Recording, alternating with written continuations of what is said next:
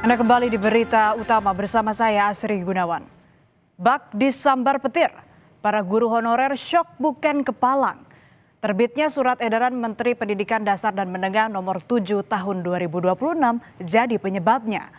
Pengabdian guru non-ASN atau honorer di sekolah negeri resmi dibatasi hingga 31 Desember 2026. Artinya saudara, sejak 1 Januari 2027 mereka tak lagi bisa mengajar. Surat edaran ini jadi kiamat kecil bagi para guru honorer yang selama ini mengabdi untuk pendidikan.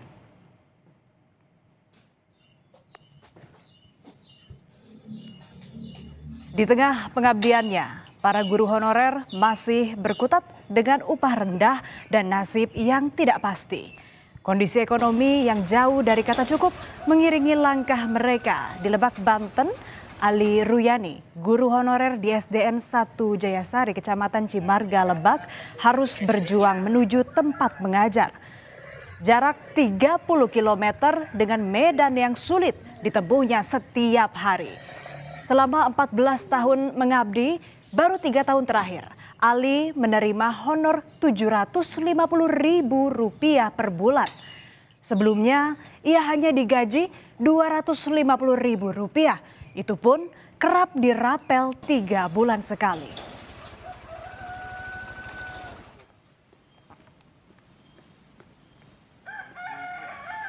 Untuk memenuhi biaya hidup istri dan 4 anak, Ali harus kerja serabutan, mulai menjadi ojek pengantar makanan hingga mencari dan jual rumput Rp10.000 per karung demi menyambung hidup. Ia hanya bisa pasrah ketika pemerintah akan menghapus status guru honorer.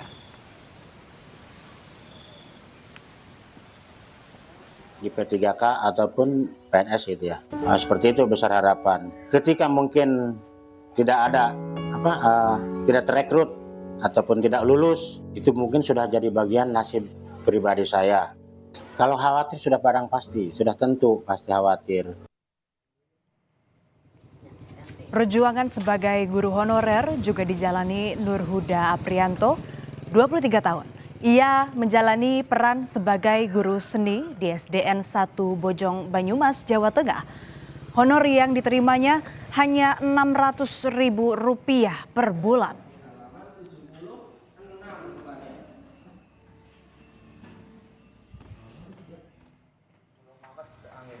Penghasilan itu harus dibagi untuk biaya kuliah dan membantu perekonomian orang tuanya. Seusai mengajar, Nurhuda berjualan nasi goreng di depan rumah hingga malam hari. Dari usaha kecilnya, ia meraih keuntungan sekitar Rp80.000 per hari. Mungkin ketika kebutuhan mendesak yang membutuhkan uang lumayan banyak, terus kebutuhan sehari-hari juga naik, dan gaji saya tidak mencukupi untuk memenuhi kebutuhan tersebut, sehingga saya harus memutar otak bagaimana caranya tetap bisa bertahan. Di Sragen, Jawa Tengah, status guru honorer sudah 24 tahun disandang Dwi Kristiani Mulyaningsih. Meski demikian, ia tetap setia dan bersemangat memberikan ilmu kepada murid-muridnya di SMP 2 Sragen. Dedikasi dan semangat juangnya tidak padam, meski keterbatasan kerap kali mengiringi jalan pengabdiannya. Selama pengabdiannya, Dwi Kristiani dibayar hanya berdasarkan tunjangan profesi guru. Saya mengabdi sudah 24 tahun menjadi guru.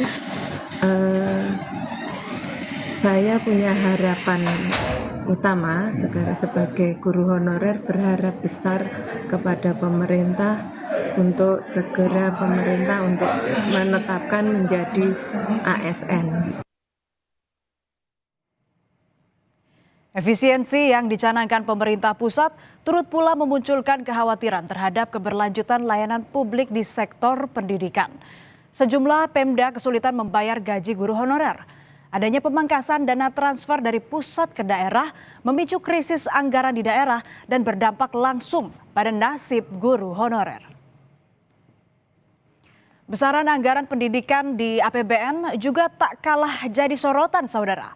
Anggaran pendidikan sebesar 758 triliun atau 20% dari total belanja negara turut pula mencantumkan program makan bergizi gratis. Anggaran yang dialokasikan sebesar 223,6 triliun rupiah, setara dengan 29,5% dari total anggaran pendidikan. Penolakan alokasi anggaran itu kemudian kencang dipersoalkan. Reza Sudrajat, seorang guru honorer, mengajukan permohonan uji material kebijakan soal anggaran tersebut ke Mahkamah Konstitusi. Reza menegaskan ia tidak anti kepada pemberian gizi atau nutrisi bagi masyarakat. Yang disoroti adalah ketika MBG masuk ke dalam pos yang bukan seharusnya, yaitu pos pendidikan. Menurutnya, pencampuran program MBG ke dalam anggaran pendidikan berpotensi mengaburkan makna konstitusional alokasi minimal 20% anggaran pendidikan sebagaimana diatur dalam pasal 31 ayat 4 Undang-Undang Dasar 1945.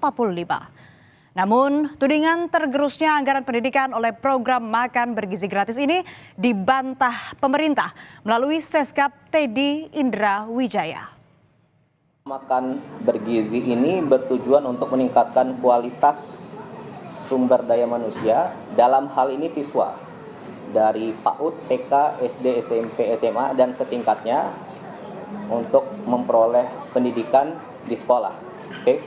Kemudian anggaran pendidikan ini sudah disepakati bersama oleh DPR, pemerintah, termasuk Badan Anggaran DPR tahun lalu pada September kalau tidak salah untuk digunakan di 2026, termasuk isi dan peruntukan dari anggaran pendidikan ini.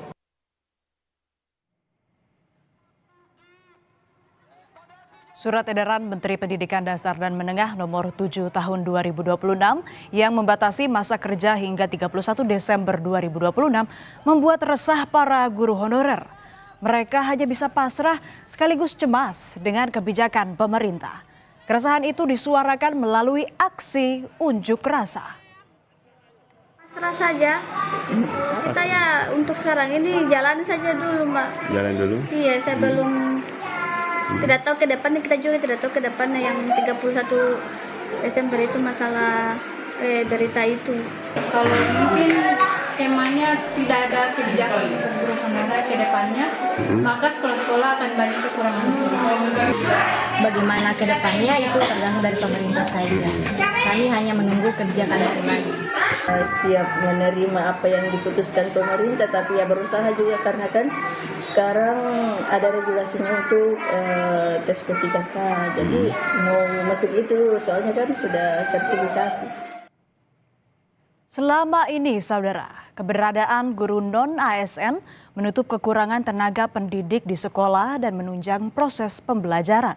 Data Kementerian Pendidikan Dasar dan Menengah mencatat ada lebih dari 230.000 guru non-ASN yang masih aktif mengajar dan dibutuhkan.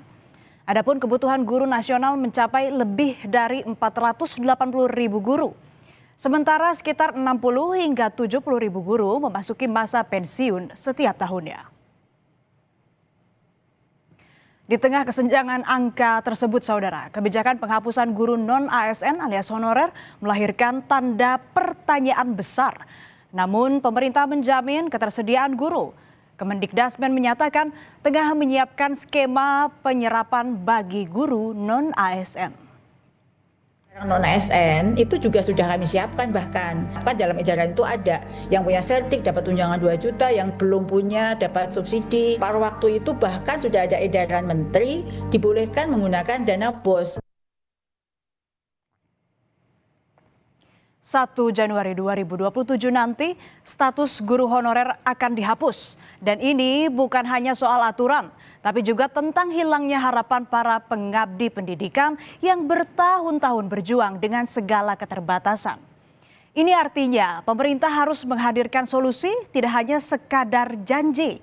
Karena bagaimanapun nasib para guru honorer dan para peserta didik yang jadi pertaruhan.